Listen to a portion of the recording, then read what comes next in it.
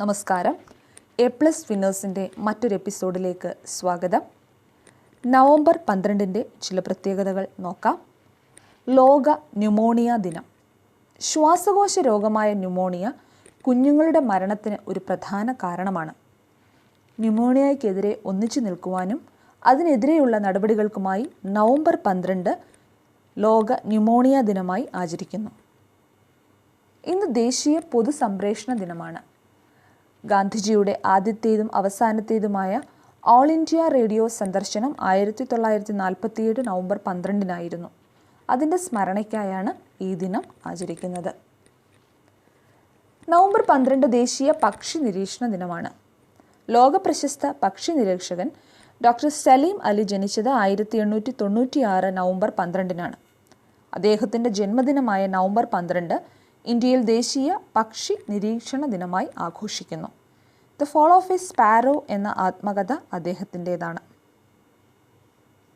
ശ്രീ ചിത്രതിരുനാൾ ബാലരാമവർമ്മ മഹാരാജാവ് ക്ഷേത്രപ്രവേശന വിളംബരം പുറപ്പെടുവിച്ചത് 1936 നവംബർ 12 ദിവാൻ CP രാമസ്വാമി അയ്യർ ജനിച്ചത് 1879 നവംബർ 12 ഇന്ത്യൻ അഭിഭാഷകനും ഭരണകർത്താവും തിരുവിതാംകൂർ രാജാവായിരുന്ന ശ്രീ ചിത്രതിരുനാൾ ബാലരാമവർമ്മയുടെ ദിവാനുമായിരുന്നു CP രാമസ്വാമി അയ്യർ.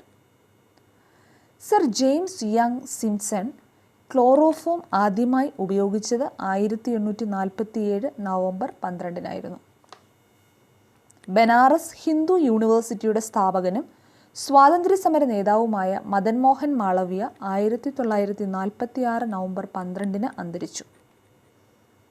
പോളിയോ ബാധിച്ച കാലുകളുമായി 1956, 1960 ഒളിമ്പിക്സുകളിൽ ചാമ്പ്യൻഷിപ്പ് നേടിയ അമേരിക്കൻ കായിക താരം വിൽമ റുഡോൾഫ് 1992 നവംബർ 12 മരിച്ചത്. ബഹായി മതസ്ഥാപകനായ ഹുസൈൻ അലി ജനിച്ചത് 1817 നവംബർ 12 ബെഹാവുള്ള എന്നാണ് സ്ഥാനപ്പേര്. ദൈവത്തിൻ്റെ മഹത്വം എന്നാണ് ബെഹാവുള്ള എന്ന അറബി പദത്തിൻ്റെ അർത്ഥം.